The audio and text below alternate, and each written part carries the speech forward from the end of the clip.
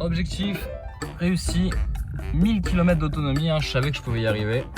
Donc en vrai, en fait, ça fait déjà plus de 30 km que je roule avec 1000 km d'autonomie. Donc en vrai, je pense qu'on doit être à peu près à 1050, allez 1100 km pour les plus optimistes. Donc franchement, c'est largement faisable. Pari réussi pour 7 à 3. Je peux faire plus de 1000 km à bord. Voilà.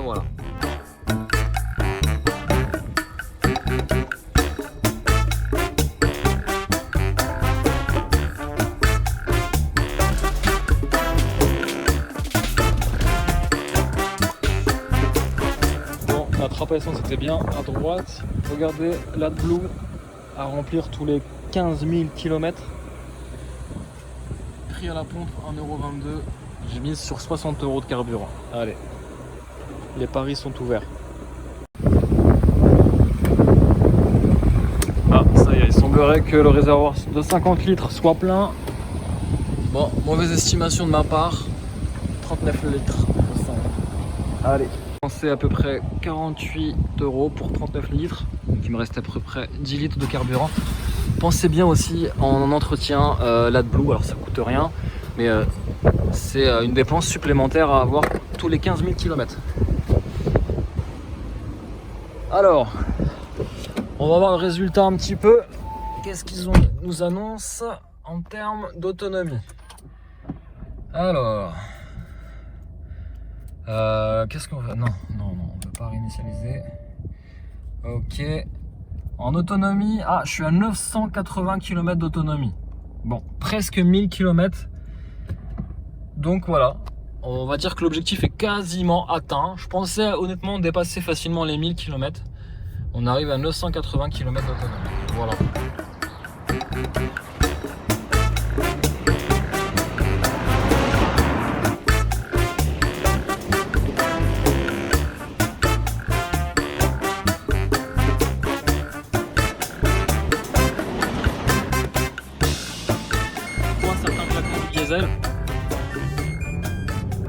Honnêtement, faut vraiment tendre l'oreille et enlever la radio pour aller écouter ce petit claquement de diesel. Mais honnêtement, franchement, je vous rassure, elle est quand même bien insonorisée et les bruits du moteur, franchement, voilà, c'est vraiment très léger. Donc voilà, pour ceux qui veulent chipoter, effectivement, on l'entend un petit peu, surtout à froid.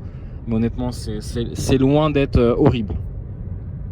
Alors, ce qui est assez incroyable, puisqu'on est justement sur la thématique de comment faire 1000 km à bord de cette Audi A3 diesel, tout simplement déjà, bon, je vous le cache pas, j'ai éteint la clim.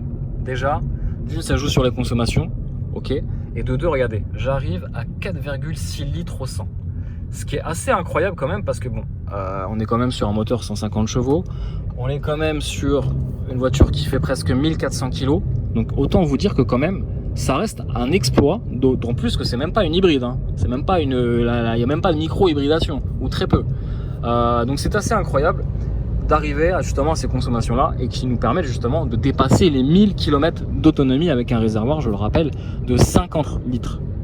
Alors pour les gros rouleurs, on est ici sur un diesel, donc pour vraiment réduire les consommations. Là je suis calé à 130 km/h depuis un bon bout de temps et les consommations sont proches des 4,7 litres au 100, ce qui est vraiment incroyable. Je suis calé sur le 7e rapport puisque c'est une boîte S-Tronic, donc à double embrayage à 7 rapports, et donc du coup le 7e rapport permet justement d'affiner et plutôt d'abaisser les consommations. Et alors ça, pour les gros rouleurs, c'est assez magique parce que derrière on peut vraiment enquiller des milliers de kilomètres à bord sans déjà le moindre souci au niveau du carburant, puisque on va facilement dépasser les 1000 km d'autonomie avec un plein de 50 litres.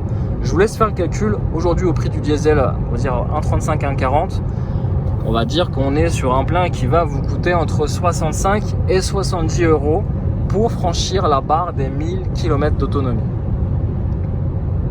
Est faite pour les gros rouleurs, tout simplement. Déjà, d'une, c'est un TDI, et de deux, je vous conseille quand même la petite boîte automatique S-Tronic double embrayage à 7 rapports qui permettra d'une d'affiner la consommation, qui permettra d'une de faire baisser les consommations, et de deux, c'est du confort, la boîte auto. Alors certes, elle n'est pas super belle, je m'attendais à mieux, et on n'a plus de mode séquentiel comme on pourrait l'avoir. Il y en a juste un mode sport. Si vraiment tu veux avoir le mode séquentiel, tu as les palettes au volant, donc ça c'est plutôt bien. Encore une fois, qui va jouer de la palette avec un TLI? Bon, en vrai, il n'y a vraiment pas de vrai usage sur ça. Non, ce qui est intéressant, c'est quand même les consommations, puisqu'on est sur du 4,7 litres au 100. Honnêtement, j'ai eu une conduite pas du tout éco, j'ai eu une conduite normale comme tout le monde, et je me suis tapé quand même pas mal de bouchons parisiens juste avant de prendre l'autoroute. Et donc là, j'ai pas du tout réinitialisé les données, je suis à 4,7 km. Ça fait 86 km que je roule. Là, on est sur une donnée beaucoup plus large. J'ai fait 360 km pour 5,1 litres au 100, ce qui est honnêtement très onérable. Je suis assez surpris, les amis. Si vous êtes gros rouleur, franchement, cette configuration, j'ai envie de vous dire, elle est faite pour vous parce que c'est une motorisation qui a quand même du couple et de la puissance sous le moteur. Je vous cache pas que 150 chevaux et 360 Nm de couple avec la boîte S-Tronic à 7 rapports, bah, honnêtement ça fait ultra le taf. On a l'impression qu'on a déjà limite plus de chevaux sous le capot. Puis du coup pour dépasser sans problème, surtout si vous avez la voiture chargée à l'arrière, surtout si vous êtes commercial, vous faites plus de 30 000 km, honnêtement ça le fait largement. Pareil si vous prenez la petite famille, vous êtes chargé pour partir à la montagne, on va dire que les enfants à la place, 2 places à l'arrière, les enfants auront de la place. Le coffre certes, ok, je vous l'avoue, je vous l'accorde, un peu limite puisque il fait quand même 380 litres de volume de chargement. Dans la catégorie, c'est dans la moyenne. Une Mercedes fera pareil, une Golf fera peut-être un peu mieux, une BMW fera exactement pareil. Donc voilà, et si vous voulez, vous hésitez avec les autres concurrentes sur ce critère-là, honnêtement, il n'y a pas de grande différence. Après, voilà, la voiture, elle est un peu magique parce qu'elle se faufile partout, elle a un petit gabarit, elle consomme presque pas, et puis elle a quand même des relances qui sont assez intéressantes, et puis surtout elle est ultra économe, hein. Je vais pas arrêter de le répéter, mais c'est vrai que quand vous faites beaucoup de routes par an, hein, 30 000, 40 000, honnêtement c'est des grosses économies à la clé, et donc ça c'est plutôt assez sympa. Je vois dans mon rétro une Tesla, et aujourd'hui je peux vous garantir qu'une Tesla, bah, ça reste bien, hein. C'est une voiture qui consomme rien en termes d'autonomie. On va atteindre facilement, alors peut-être pas avec ce modèle X, mais on va atteindre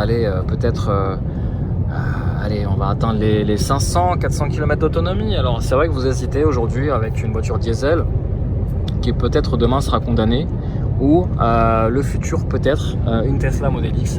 Et là du coup je peux pas critiquer Tesla parce que encore une fois je vais m'attirer des foudres en commentaire parce qu'on va me dire que je fais du Tesla bashing. Loin de là, parce que ça reste des autos assez remarquables. Encore une fois, il faut avoir le budget pour, hein, parce que ça c'est un petit billet d'entrée à 90 000 € facile pour un Model X. Faut pouvoir se le permettre, c'est sûr, mais derrière, voilà, il y a aussi des inconvénients. Alors c'est soit l'électrique, ou encore aujourd'hui le diesel, hein, comme je le dirais toujours, le diesel n'est pas mort, notamment pour les gros rouleurs, parce que des gros rouleurs en électrique, honnêtement, le besoin n'est pas du tout adapté, hein. Vous allez recharger, faire 1000 km, bah, pour faire 1000 km, il faudra à minima faire une recharge, donc un arrêt.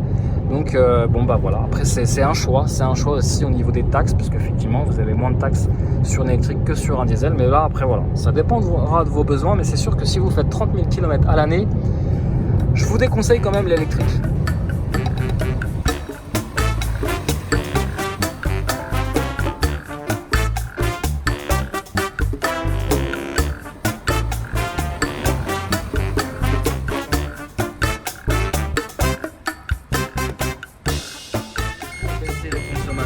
Je vais éviter le mode dynamique, hein, on est bien d'accord.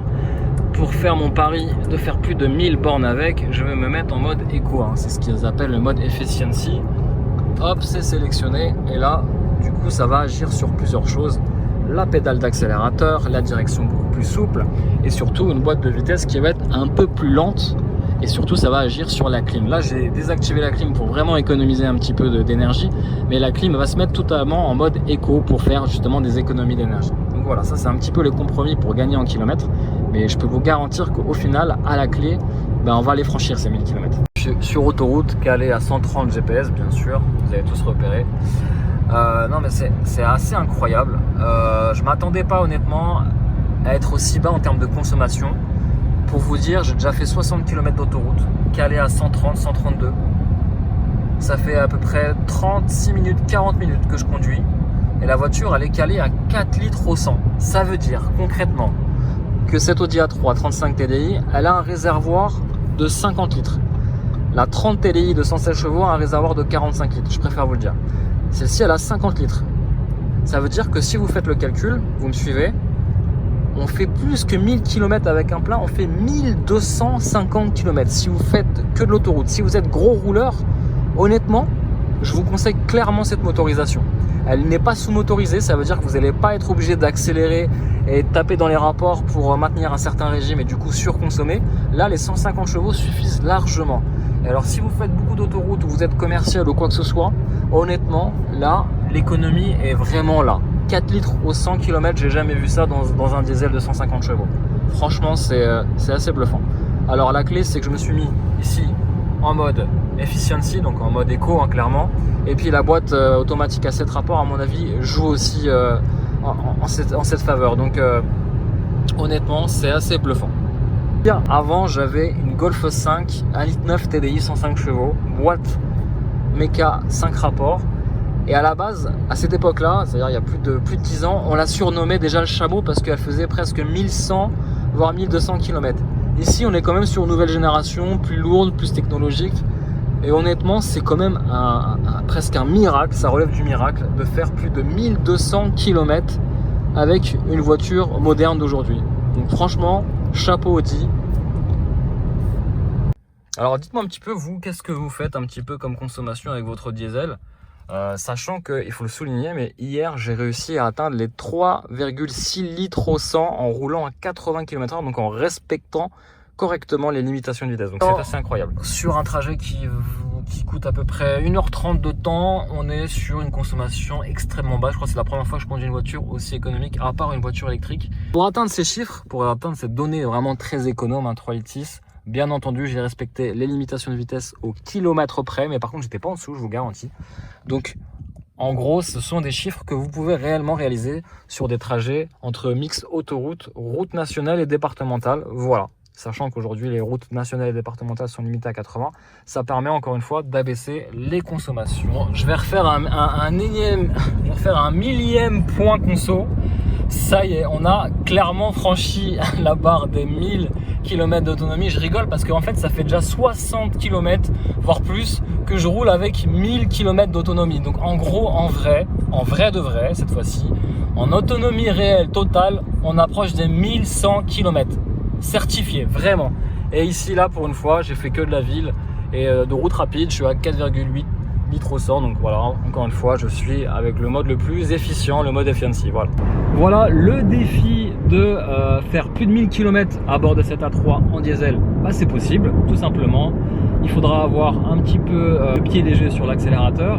Et puis surtout, cette Audi A3, finalement, c'est un vrai chameau, un petit peu un TDI à l'ancienne, comme on les aime. Les amis, j'espère que cette vidéo vous a plu. À très vite pour de nombreuses aventures en vidéo sur la chaîne Blog Car Spatiaux. Ciao.